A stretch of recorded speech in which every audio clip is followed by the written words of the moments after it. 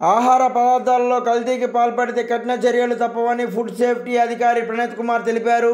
Food సేఫ్టీపై మంగళవారం ఇంకొల్లు వాసవి కన్నికా పరమేశ్వరి కళ్యాణ మండపంలో వ్యాపారులకు ఆహార భద్రతపై శిక్షణా కార్యక్రమం నిర్వహించారు.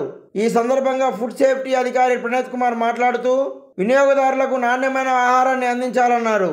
కల్తీ ఆహారం ద్వారా ఏ వ్యక్తినైనా ప్రాణహాని జరిగితే 10 లక్షల రూపాయలు జరిమానా విధిస్తామని ఆయన తెలిపారు.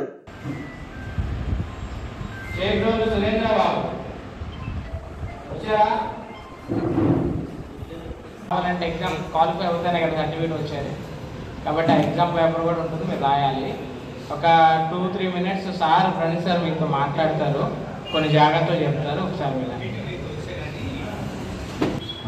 అందరు వచ్చినట్టే కదా, అందరు కొంచెం ముందుకు పెడితే బాగుంటుంది. వెనకాల ఉన్నారు కొంచెం ముందుకు వస్తే బాగుంటుంది అన్నమాట. మాకు చెప్పడానికి కానీ మీకు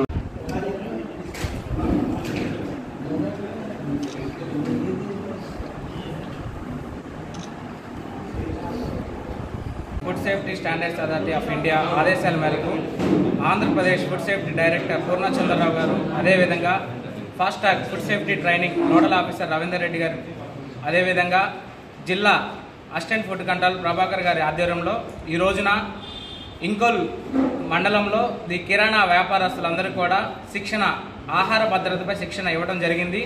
ఈ శిక్షణకు ముఖ్య అతిథిగా జిల్లా ఫుడ్ సేఫ్టీ అధికారి పాముల ప్రణీత్ కుమార్ గారు రావడం జరిగింది.